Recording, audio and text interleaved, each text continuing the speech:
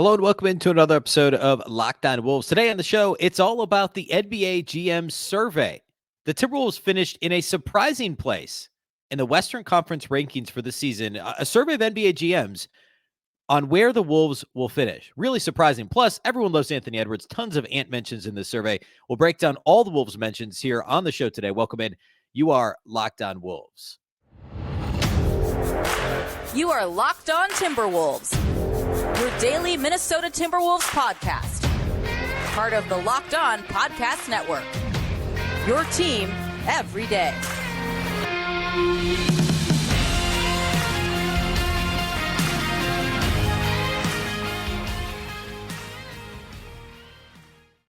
Hello and welcome into another episode of Locked On Wolves. The Locked On Wolves podcast is part of the Locked On Podcast Network, your team every day. My name is Ben Beecken. I'm the host of Locked On Wolves. Today's episode is brought to us by our friends at Jase Medical. Empower yourself when you purchase a Jase case, providing you with a personal supply of 5 antibiotics that treat 50-plus infections. Get yours today at jasemedical.com. That's Jase Medical, Jase Medical.com. Happy Wednesday, everybody. Happy Hump Day. And a big thank you, first of all, for making Locked On Wolves your first listen every day. Of course, this show is free and available everywhere, including YouTube, as well as all of your favorite audio platforms. Wherever you like to listen to podcasts, you can find Locked On Wolves. You can also watch on the Locked On Sports Minnesota app on both Roku and Amazon Fire TV, along with all the other Minnesota podcasts. Of course, the Twins still battling in the playoffs, the ALDS round against the Astros, the Vikings trying to bounce back, trade deadline upcoming, the Golden Gophers trying to bounce back as well. And then also the Wild starting their season this week too. More great local sports coverage 24/7, and it's free. Download the Locked On Sports Minnesota app today on Roku and Amazon Fire TV. You can also follow the show on X at Beecken and also at Locked On T-Wolves. Don't forget the T. All right, taking a break from our player preview series, we have the big three still to preview: Rudy Gobert, Karl-Anthony Towns, Anthony Edwards.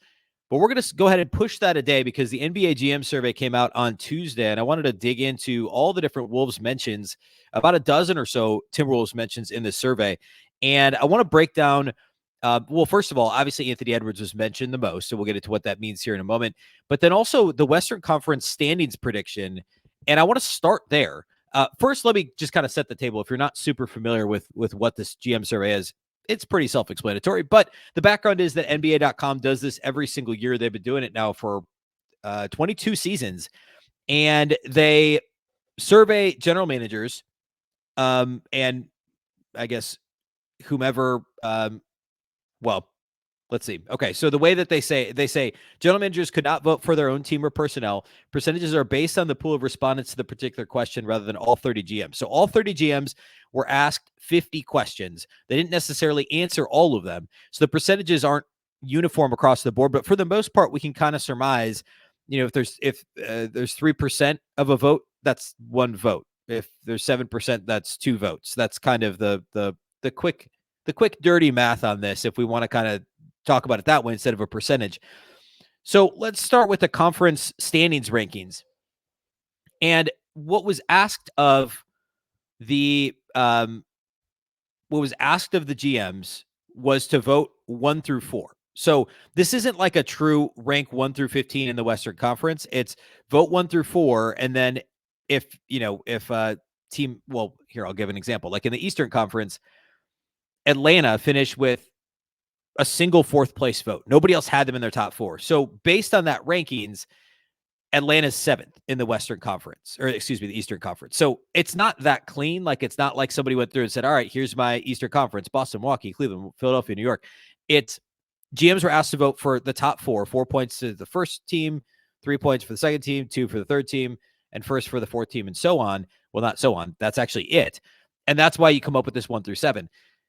So with that said, the Timberwolves aren't on this list for the Western Conference rankings, and there are 10 teams mentioned, and they're not mentioned at all. It doesn't necessarily mean that none of the GMs think the Wolves will finish in the top 10. It means that none of them think they'll finish in the top 4 in the Western Conference, which maybe isn't that big of a surprise, but it's a bit jarring if you look at the survey. There's 10 Western Conference teams listed, ordered 1 through 10, and there's no Minnesota on that list. Last season, the Timberwolves in the same survey were tied for 6th in the survey because there were plenty of GMs that thought they could end up in the top 4. This year, Denver got 70% of votes for first in the West. Phoenix got 23%. Phoenix got 50% of the votes for second. The Lakers got the most votes. Well, actually, no. Golden State got the most votes for third at 37%. But there were 20% of respondents that had the Lakers at second. So that means, given the points breakdown, it goes Denver, Phoenix, LA, Lakers, Golden State, the Clippers, 5th. The Clippers, by the way, got 23% of votes for third place. And then it gets pretty tight together in terms of percentage of votes, but it goes Denver, Phoenix, Lakers, Golden State as your top 4, Clippers at 5, Memphis 6, New Orleans and Sacramento tied for 7, Dallas at 9, and Oklahoma City at 10. That means that somebody thinks OKC is going to finish 4th. It means that nobody thinks Minnesota is going to finish in the top 4. I've been kind of casually saying all along this offseason the Wolves should be a top 4 or 5 seed in the West. That's obviously the goal. I don't think it's reasonable to say they need to be the top 2 in the top 2. I think it's reasonable to say they need to be in the top 5. And I was saying the same thing last year. I think my final prediction was that they'd be 5th in the West. And they finished, they ended up at the 8th seed in the Western Conference, of course, but were the 7th, had the 7th best record in the regular season. So this was a bit surprising to me. It doesn't mean, again, I want to reiterate this, it doesn't mean that nobody thinks the Wolves will make the playoffs. It means that nobody thinks they'll get home court advantage, which is maybe fair given the depth of the West. Like, you look at this list of teams, it's not easy to pick out one and say, all right, well, they're not going to make it. Like, obviously last year, Dallas didn't make it, right? New Orleans, the Wolves ended up beating New Orleans to force them. New Orleans ended up losing to OKC in the play-in, obviously, but the Wolves beat New Orleans in game 82 last year. So, like, New Orleans and Dallas are 2 that weren't in last year that are in now. According to this exercise, the Clippers are the biggest swing team always because of Kawhi and Paul George and injuries. So like, that's 3 right there that you could easily say the Wolves could finish ahead of those teams. Obviously, OKC, the Wolves beat last year in the play-in, and they're expected to take a big jump because they're a painfully young team that got really good experience last year. They're well coached. They obviously get Chet Holmgren, so it's understandable to say OKC is going to be better this year. Sure. I think it's pretty much the same, basically 11 teams kind of battling for those 10 spots. I don't know that, like, first year of Wemby in San Antonio, they're not going to vault up much higher. Houston's going to try and be more competitive. Utah will be competitive, I think. And I think Portland actually ended up with a decent roster. None of those teams I think are going to legitimately challenge for a top 10 playoff spot when it's all said and done. So I think you're looking at kind of that same grouping of teams. The question is, can the Wolves, and I'll predict this as we get, actually either next week or maybe early the week of the start of the season, I'll do a full Western Conference prediction, and I can kind of revisit what I did last year too, or what I predicted last year and how that shook out. But so this isn't like a full projection by any means, but the Wolves are certainly going to be in the top 10 in the West. The question is, can they break into the top 5 or 6, or are they in the play-in again next season? And we'll actually get to that. Well, actually, let's talk about that now. Another one of the questions in the survey was, which team has the toughest season to predict this year? I'm going to find the exact question. Let's see. I mean, it's basically that. Where'd it go? There it is. Which team's level of success this season is toughest to predict? So the Sixers are number 1 at 30% because who knows with James Harden, right? The Mavs and OKC tied at second. I get that. I'm a little unsure about the Mavs, I guess, because you look at the star power of Luka and also Kyrie and how good they were 2 years ago going to the conference finals, and then last year missing the playoffs altogether. I guess you could see that variance. To me, I think it's pretty easy to predict. It'll be somewhere in the middle. I think it's very likely they make the playoffs, but they're not the conference finals thing a couple years ago was pretty fluky. I don't want to say it's a complete fluke. It was fluky, and the roster is worse than it was 2 years ago, in my opinion. I know they have Kyrie. I just think it's a worse overall roster. So I think that's easier to predict. OKC, I get that, because you could make the argument that they're going to jump to 5 or 6, depending on how good you think Chet's going to be as a rookie. But SGA is legitimately one of the best 10 players in the league, in my opinion.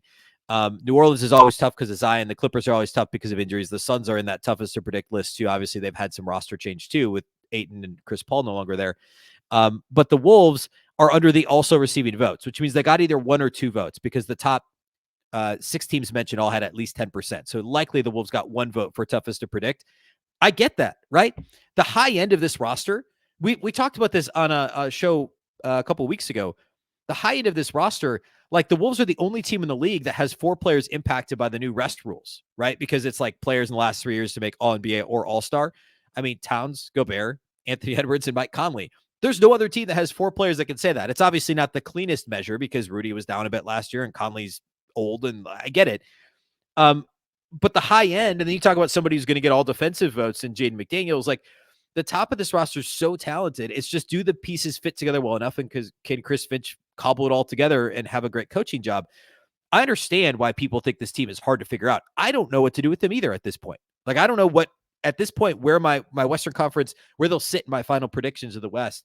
So it's understandable to me that nobody has them in the top 4, and that at least one GM, maybe 2, said the Wolves will have the toughest season to predict in terms of level of success. Because the other thing is, and we'll talk about Ant next, what does an Ant breakout look like? How extreme is a potential Ant breakout? Are we talking like top 3 player in the league? Are we talking all NBA? What's the next true step for Anthony Edwards? That's one of the questions that was somewhat addressed in this survey. So we'll get to that here next.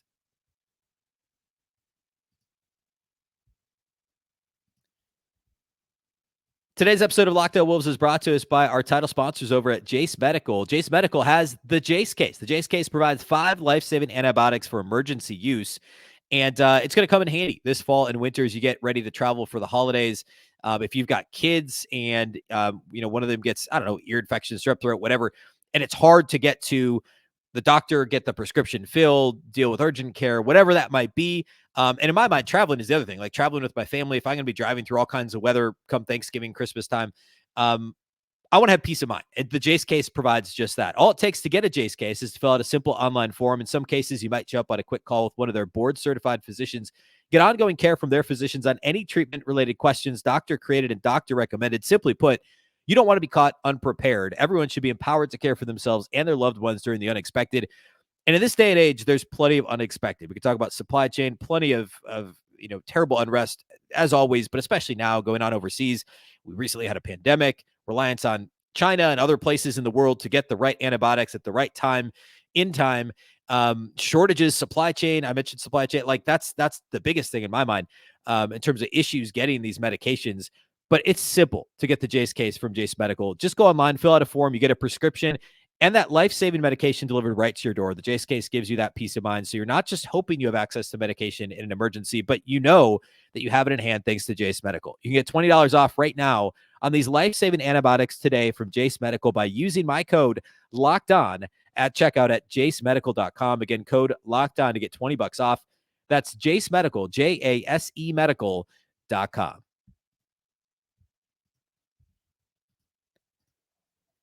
All right, a big thank you once again for making Locked On Wolves your first listen every day. Of course, every dayers. Tomorrow we'll be back into player previews. I believe we'll do Rudy Gobert on Thursday, and then we'll probably do Cat on Friday and save Ant for early next week. We also have a preseason game on Saturday, so we'll be talking about that as we move closer to Wolves-Knicks on Saturday night. So all that is upcoming here this week. Again, a big thank you for making this show your first listen every single day. All right. Continuing on this NBA GM survey conversation, the Wolves are not in the top 10. Last year, they tied for 6th in that poll. We talked about that. We talked about the Wolves having the toughest season to predict, according to GMs, or one of the toughest seasons to predict. Let's talk about Anthony Edwards. He's the Wolves player that was mentioned the most in this survey.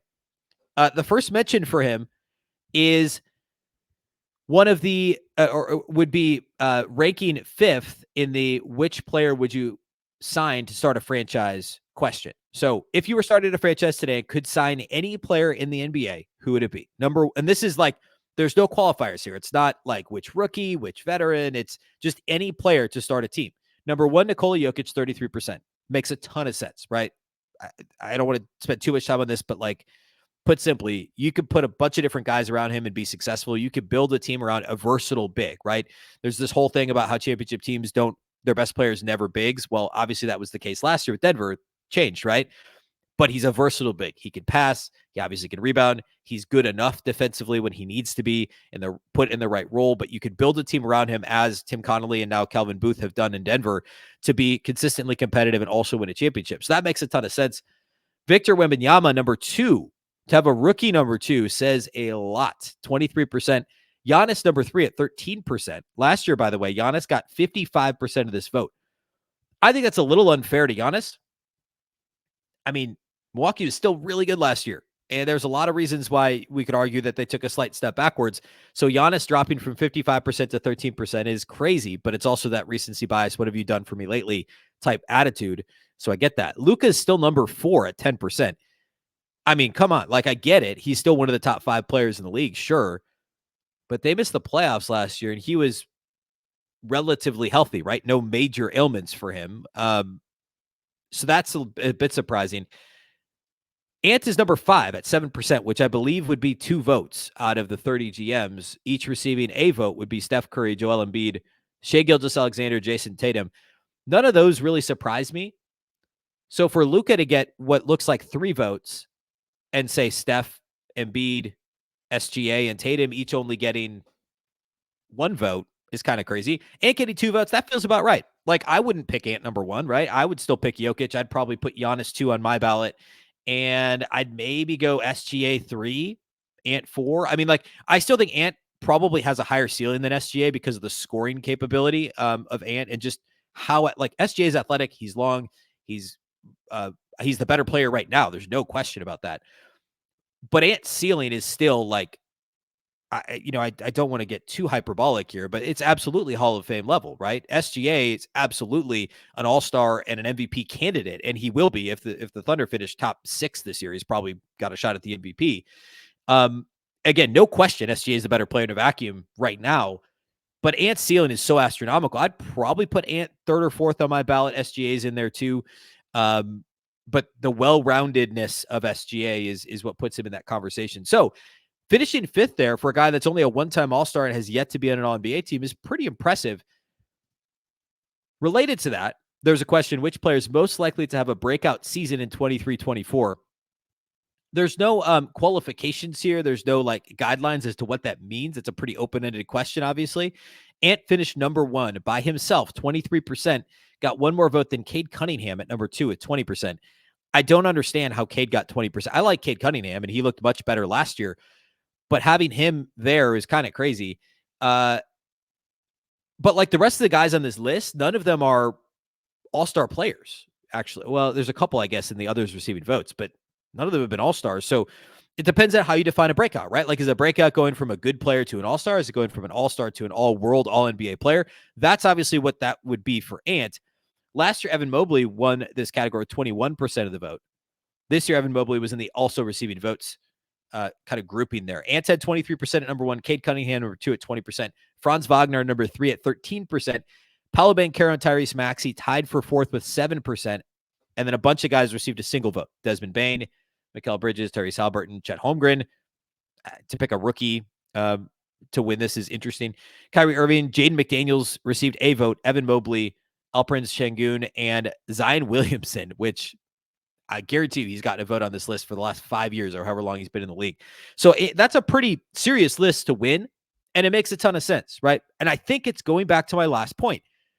A breakout for Ant would be so astronomically impressive because of his ceiling. If we're talking Ant breakout, and last year wasn't it getting to All-Star, we're talking like potentially top 5, 6, 7 player in the NBA. Like, that's what an Ant breakout would be in my mind. There's obviously some middle ground there. You could be all NBA, 2nd or 3rd team, which he wasn't this year. And that's kind of the next natural step. But I think the 23% here, the 6 or 7 votes that he got, probably 7 votes to have a breakout season, those people are expecting him to become a top flight NBA player, like a legitimate superstar. And that's absolutely a possibility this year for Ant. The most interesting Anthony Edwards mention here, in my mind, is in the answer to the question, who is the best shooting guard in the NBA? He finished tied for 3rd in this vote behind Devin Booker, who blew the category away with 63%, and Steph Curry, who got 10%, even though he's a point guard. So basically, Ant finished 2nd in this vote. And I'll explain what I mean by that. So back up a little. Who's the best point guard in the NBA? Steph wins with 63%. Luka 2nd, 27%. Distant 3rd, SGA with 7%. Damian Lillard got a single vote at and finished 4th. So you have Steph Curry, who got 63% in one category, 10% in the other. So take him off the table, right? Luka Doncic, take him off the table. He's in the point guard category. He should be. SGA, same thing. So now you're left with Devin Booker, Anthony Edwards, and then the others receiving votes were Jimmy Butler and Jason Tatum. Now look at last year's All-NBA teams. This is the wonky position stuff with the NBA, right? So there's 3 all NBA teams, 2 guards on each team. There's not a point guard, shooting guard designation. It's guards, forwards, centers. And this may be changing this year anyway, the designations, or I think it is changing for sure this year. But the 2 guards last year on the first team were SGA and Luka, both point guards. Second team, Donovan Mitchell, Steph Curry. Donovan Mitchell's a shooting guard. Third team, De'Aaron Fox, Damian Lillard, both point guards. So 5 of the 6 guards on last year's All-NBA teams were point guards. There weren't any shooting guards besides Donovan Mitchell. And look who isn't mentioned in this GM survey for best shooting guard in the league. Donovan Mitchell didn't get a single vote for best shooting guard. Now, this isn't like ranking shooting guards because he's probably, I think he'd have to rank second or third, right? Depending on how you assign positions here. But he didn't get a single vote for best shooting guard. Anthony Edwards got 2 votes for best shooting guard in the NBA.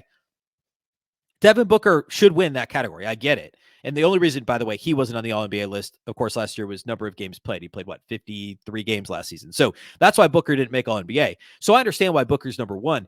But if you take Steph, Luka, SGA off the table, Ant's the only other true shooting guard to get more than 1 vote for best shooting guard in the NBA. Jimmy Butler's in that conversation.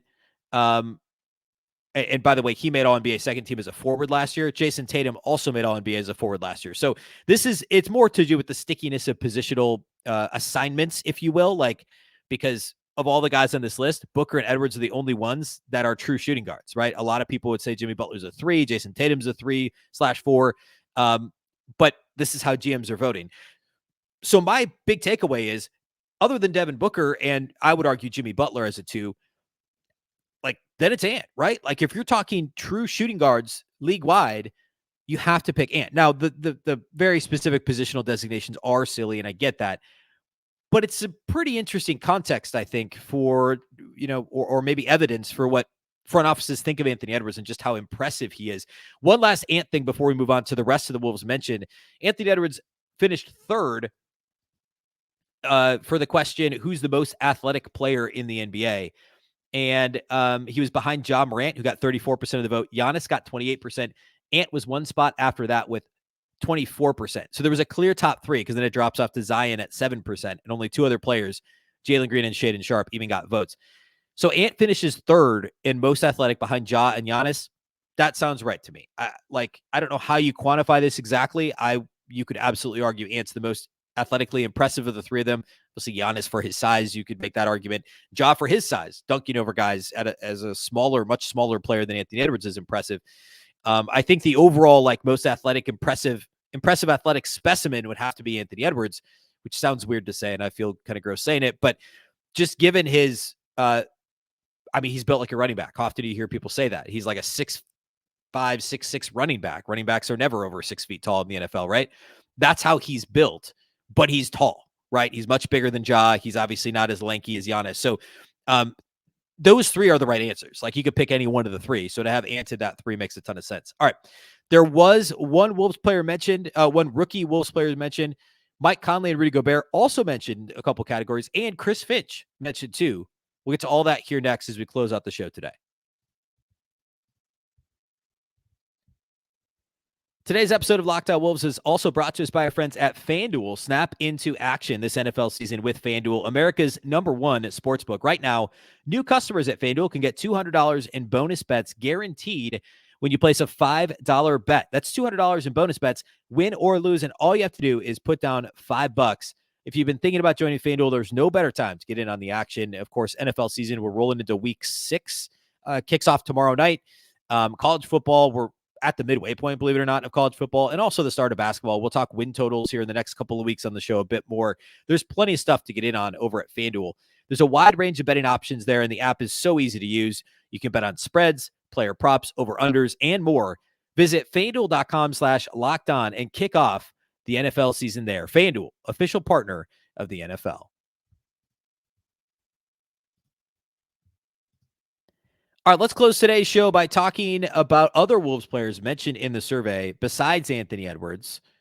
And let's talk about Leonard Miller first.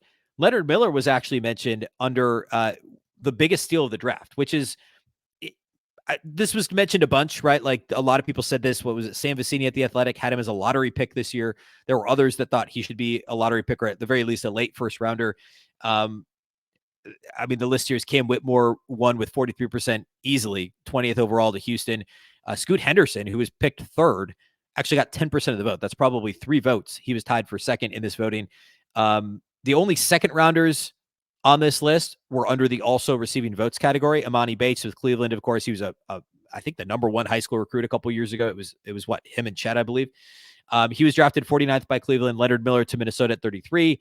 Jordan Walsh, 38 to Boston. Those were the only second round picks on this list. So he was one of 3 second round picks to get a vote.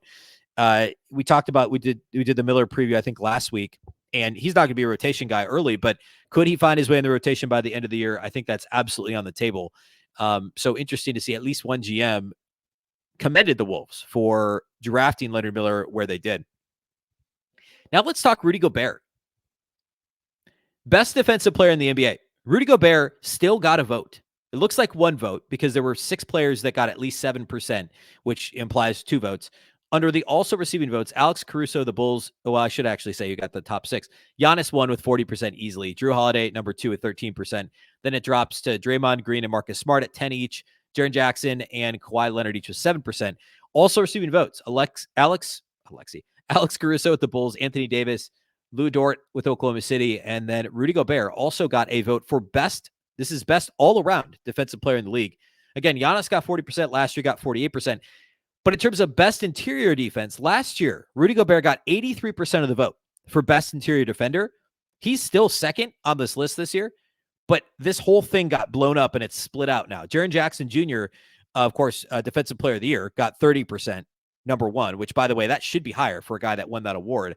30%, number 1. Tied for second, Rudy Gobert and Brook Lopez each got 17%, which is probably 6 or 7, probably 6 votes out of the 30 GMs have Gobert and Lopez tied for second behind Triple J with the Grizzlies. Anthony Davis and Draymond Green each at 13%. Giannis got 7% and Evan Mobley with 3%. So Gobert still scored well and frankly a little bit better than I thought. I just think the narrative has kind of gotten away. Like Rudy was still really good last year. It just pales in comparison to how good he was the 2 or 3 years before that. Like he was really good, by far the best interior defender in the league for multiple seasons. And so even though he was still way above average and one of the best in the league, that gap is pretty significant because of how good he was. Like we can penalize him because of how good he was previously. Now, we talked about this the other day. We'll get into it more as we get into the player preview for Rudy tomorrow. How much of that is being on the wrong side of 30? How much of it is the new team, new acclimating, new defensive scheme, etc.? Not that, I mean, what the Wolves did defensively was pretty similar to what Utah did. Like there's a lot of factors to try and parse, but still good to see him rank second on this list. I was a little bit surprised that he was that high, frankly. Those were the 2 Rudy mentions. Chris Finch actually received what looks like 4 votes for the best, for the head coach that runs the best offense. He was one of only 7 coaches to get votes. So 7 out of 30 got at least 1 vote. Finch ranked 4th. Mike Brown finished 1st with 33%. Steve Kerr 2nd with 23%. Usually he wins. In fact, last year Kerr got 62%. But again, what have you done for me lately? Golden State took a step backwards last year. So Kerr goes from 62% to 23%. Michael Malone 3rd at 17%. I would maybe go Kerr, Malone, top 2. Chris Finch 4th at 13%. Rick Carlisle with the Pacers 7%. Also receiving votes, Nick Nurse and Quinn Snyder. I was surprised Chris Finch got 4th. His reputation is obviously preceding him here because last season the Wolves were like 23rd, 24th in offensive rating. They were a bad offensive team for the vast majority of the season. There's no way around that. And Finch was at the helm, right? He was the coach of this team. I think he's worked with a lot of teams as an assistant, and I'm sure that there's front office guys who have interacted with him and know he's a great offensive mind. And so there's some reputation stuff here. I'm not at all suggesting they just voted him there because they're friends or whatever, but I think because of how many organizations he's been with and how impressive he's been as an assistant, and also like 2 years ago, the Wolves were really good offensively, right? So all that to say, it's not based on last year's performance because last year's Wolves offense was not good. I do think this year they'll bounce back offensively, and we'll talk more about that. We've talked about it a bunch this offseason, but as we get closer to the regular season, we'll talk more about some predictions and where I think the Wolves offense will land league-wide. But I think that he'll be in the same spot next year. I think he'll be in the top 5 in terms of head coaches who run the best offense. I think the actual on-court results will catch up with who he is as a coach and the system he runs. So good to see him still get that respect here. I think that's great. And then the last thing would be Mike Conley. In the question, which active player will make the best head coach someday? Chris Paul wins that category again at 20%. He won last year with 32%. Conley tied for second with 13%, which is likely 4 votes. Tied with Garrett Temple of the Toronto Raptors, which surprised me a bit. TJ McConnell on the list with 10%, Drew Holiday, Fred VanVleet, each with 7%, and a bunch of guys each got a single vote. This is a weird question. Somebody voted for Jokic. Like, I don't know. Doesn't strike me. Is Jokic, does he want to coach? I don't know. But Mike Conley, I can absolutely see that. Makes a ton of sense. And of course, everybody in the top 5 is a point guard. Like, that's not surprising at all. But Mike Conley finishing tied for second with 13%. Nice to see the Timberwolves have a dozen mentions here on this in this GM survey. So the biggest surprise to me is the Anthony Edwards tied for third for best shooting guard in the league, and also the Wolves not getting a single vote out of 30 GMs to finish in the top 4 in the West surprised me a little bit because, again, the high ceiling of this team is top 4. It absolutely is. Like, that's not crazy, especially if you believe Ant's going to have a breakout and Towns is going to be healthy. You just need Rudy and Jaden McDaniels to be like what they were last year, but, Rudy a little bit better. And you have a whole season of Mike Conley, which fits better than D'Lo. The case is there that the high end for this team should absolutely be top 4 in the West. I don't think there's any question. I'm not saying that's likely. I'm saying it's the high ceiling possibility for this team. It's not outside the realm of possibilities either. All right, that's all we have for you today. Of course, we'll be back to player previews tomorrow on Thursday's show. We'll do Rudy Gobert. A big thank you for, once again, making Locked On Wolves your first listen every day. Of course, this show is free and available everywhere, including YouTube, as well as all of your favorite audio platforms. You can also watch the show on the Locked On Sports Minnesota app on both Roku and Amazon Fire TV. You can also follow on X at Locked On T-Wolves and at Beecken with 2 B's, 2 E's, C-K-E-N. Of course, the Locked On Wolves podcast is part of the Locked On Podcast Network. Remember, the Locked On Network is your local experts on all the biggest stories. Once again, I'm Ben Beecken. This is the Locked On Wolves podcast, and we'll catch you next time.